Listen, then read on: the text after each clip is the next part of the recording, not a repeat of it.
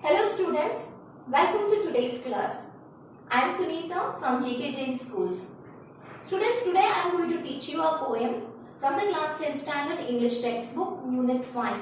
The name of the poem is The Secret of the Machines by Rudyard Kipling.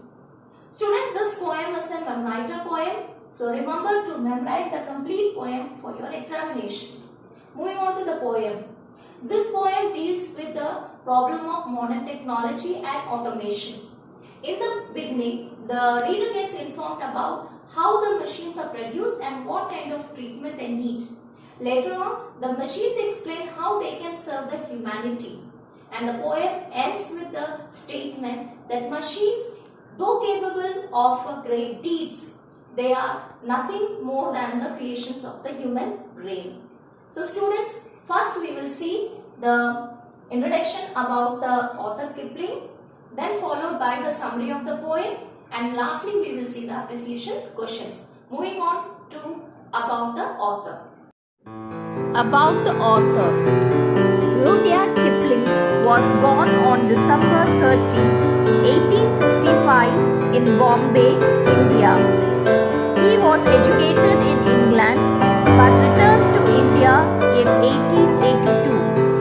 A decade later, Kipling married Caroline Balestier and settled in Brattleboro, Vermont, where he wrote The Jungle Book in 1894. Among a host of other works that made him hugely successful, Kipling was the recipient of the 1907 Nobel Prize in Literature. He died in 1936. The lines of the poem, The Secret of the Machines. We were taken from the ore bed and the mine. We were melted in the furnace and the pit. We were cast and wrought and hammered to design. We were cut and filed and tooled and kept afoot. Some water, coal and oil is all we ask, and 1,000 open inch to give us play.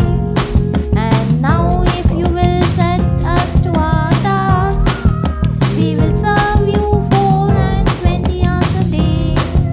We can pull and haul and push and lift and drive.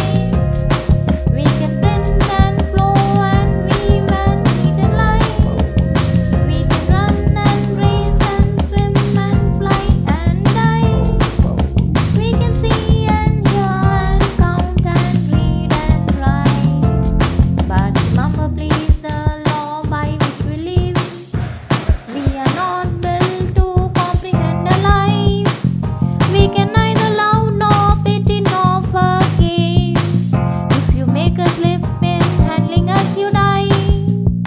Though our smoke might hide the heavens from your eyes, it will vanish and the stars will shine again. Because for all our power and weight and size, we are nothing more than children of your brain. Summary of the poem The Secret of the Machines by Rudyard Kipling. The poem begins with how the machine is made from the ore bed and the mine. The machine is beaten, heated, made to cool to take a particular shape. For its functioning, we need to pour water, coal, and oil. Thereby, it works 24 hours a day. The machines do all the works, that is, pulling, pushing, lifting, driving, printing, blowing, weaving, etc.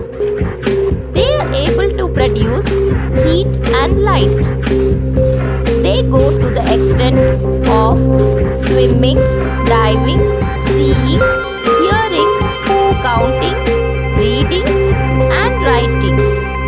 The machines warn us if one is not careful in handling them, then it would end in the death of the man. The poet concludes the poem saying, machine is all powerful. It is simply the brainchild of the human being. So students, I hope you have understood the summary of the poem. Now let's move on to the appreciation questions. Let's first begin with the rhyming words. Let's identify the rhyming words in the poem. You know what are the rhyming words? The similarity of the sounds in the words at the end of each line in the verse is called as the rhyming words. The first word, mine, the similarity of the sound, mine, design. So mine and design are the rhyming words. Same way, pit, fit are the rhyming words. Let's identify in the second. Ask, task are the rhyming words. Play, day are the rhyming words. Next stanza, drive, dive, light, right. In the fourth stanza, life, forgive, lie, die. In the fifth stanza, eyes, size, again, pray. So we have identified our rhyming words. Let's move on to the rhyming scheme. The rhyming scheme is the pattern of the rhyming words at the end of each line. The entire poem is in the rhyming scheme of A, B. A, B, A, B. So A, B, A, B, A, B, A, B, B, A, B, A, B, A, B. So we have identified the rhyming words and the rhyming scheme. Let's now move on to the identification of the alliteration, that is the figure of speech, the poetic devices in the poem. Let's begin it with the alliteration. Alliteration is a repetition of the first letter in a word in a poem, in one of the lines of a poem. Let's see here, W, where, W, and rot, W. It's a repetition of the first letter in the words in this particular line. We can identify some more in this particular line. If you see, all, and, a, all, a, and ask, a. This is the alliteration. Let's move on and identify some more alliterations. I think you can see here there's an alliteration. Pull, the first letter P, and push, the first letter P. So there's an alliteration over here. In this particular line you can see run, R, raise, R. So this is an alliteration, and only the first letter needs to be underlined actually, students. The first letter. Now the places P, and this P, the same way print P, plow P, and the run R, and raise R. There's an alliteration. Somewhere here we can see neither N nor N, and this place N, nor N. And lastly we can see here stars S and shine S. The repetition of the first letter in a line of a poem is called as alliteration. Let's move on to some other identification of the figure of speech. We can see an anaphora. What do you mean by anaphora? The repetition of the words in the consecutive lines are called anaphora. You can see here we were. So there is an anaphora in all these lines. In the beginning, here we can.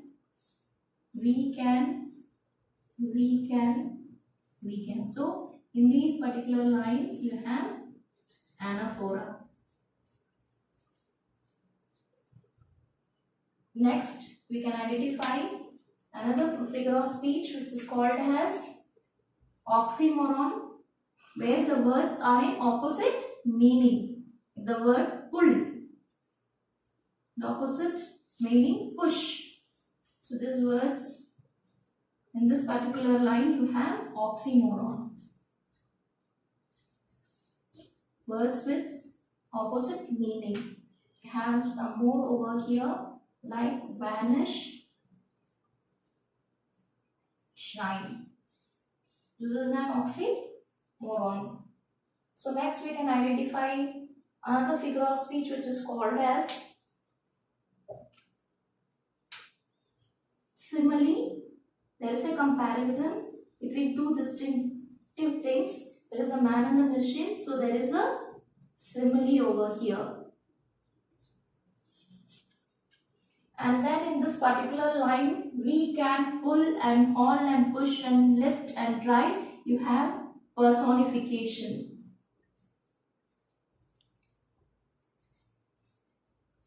In fact, in all the lines of the poem, we can say there is personification because a human behavior is seen in an object. So, we have identified almost all the figure of speech in our poem, and I hope students you have understood the poem in detail. Once you have memorized the summary of the poem, you will be able to attend the appreciation questions which will be asked in your examinations. So, do memorize the poem because this, as I told you previously, this is a memoriter poem, and the way you can identify the figure of speeches, I have given the identifications in this poem. So I hope you have understood the poem completely, and students, again we'll meet you in the next class with a new topic. Till then, meet you in the next class. Thank you, students.